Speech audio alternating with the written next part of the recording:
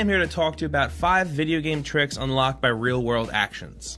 And up first, number 5, we have Legend of Zelda Phantom Hourglass. When you go to the Temple of the Ocean King for the 3rd time, you get to a big red door, you draw the hourglass, you get in, but you come across a sea chart, and the game prompts you to press the sacred crest against the sea chart to transfer it. But it doesn't tell you how to do that. It doesn't say press A to transfer, or, press Y, or jump upside down, or do a backflip, or it doesn't tell you how to do any of that. You're left to your own devices, and you're left to figure it out on your own. And it turns out it's something very easy. You just take the DS, you close it. You got one thing on one screen, you got the other thing you need on the other screen, you close it, and that's how you press the sacred crest and the sea chart together. You open it back up, it makes a Zelda sound, boom, you're done. Such a cool little trick. I mean, they don't tell you in the game how to do it. I just got mad and closed my DS and threw it to the side and went back to it later, and then boom, I did it. I didn't even realize it at first, but I guess Nintendo knew that everyone was gonna get sick of trying to figure it out and just close the DS, and then they would have to do it eventually. So I guess it makes sense why they wouldn't tell you how to do it, because you were going to figure it out anyway, all on your own. Then up next, number 4, we have Uncharted Golden Abyss. In Chapter 13, upon returning to Jace's grandfather's secret library, she's ranting and raving to Drake about whatever the hell she's talking about, but Drake has one of his famous moments of realization, and he connects a Spanish grave marker symbol on a piece of paper he's holding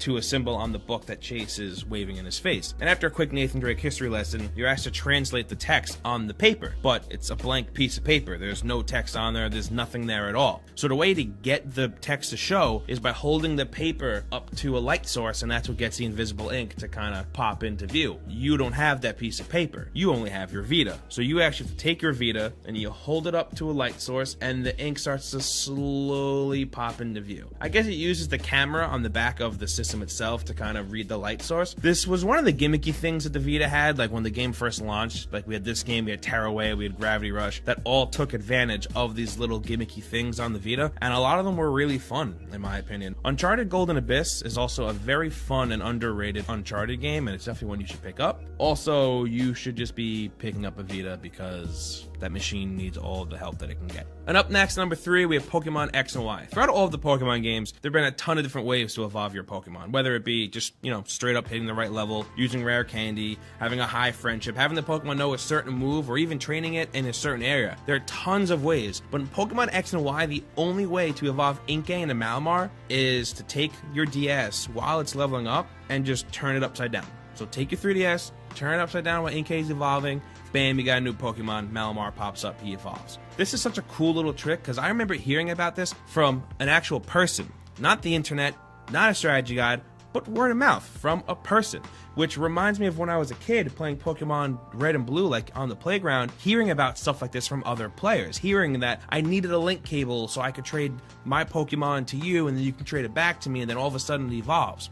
This is awesome. It's awesome that they're able to keep the spirit of that alive in these newer games, and I miss that. I want that back. It's very much the nostalgia factor for me. And up next, number 2, we have Boktai. In Boktai, the cool real-life feature isn't necessarily something that's hidden or they have to figure out. It's an essential part of the game. You have to charge up your battery and your energy in that game for your sun gun, because you're a vampire hunter and you're shooting vampires, but you have to power that up with real UV radiation. The cartridge actually has a little UV sensor on it, so when you go outside, it picks up the sunlight, picks up the UV rays, and it converts that into the game and gives you energy, on screen as your little light bar that you have. And maybe this was Konami's way of getting gamers to go outside and play and not just be indoor kids. Who knows? What's really cool about this series is the 4th installment of the game was actually put out on the DS, and they couldn't put a light sensor on that cartridge, so instead, if you owned a Boktai game for Game Boy Advance, you could actually put the cartridge in the Game Boy Advance slot on the DS and use the sensor on that cartridge to power your weapons and stuff in the game that you're playing on the DS, which is a really cool idea, and this is back when Konami actually mattered and weren't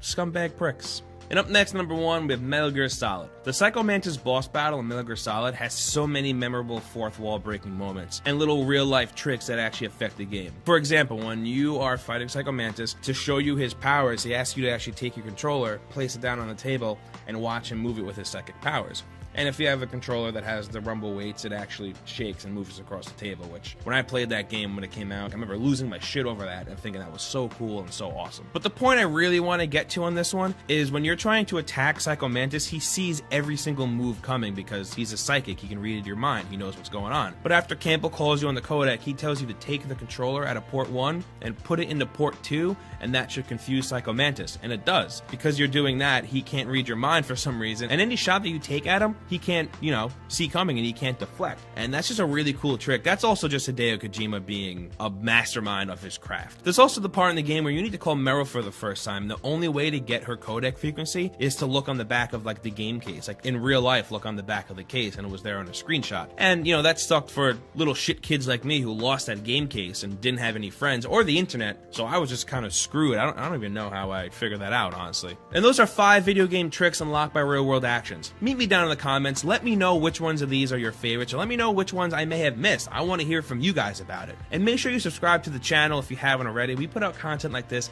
every single day, and the best way to get it is with a subscription. Also, make sure you like this video, because that helps us out as well.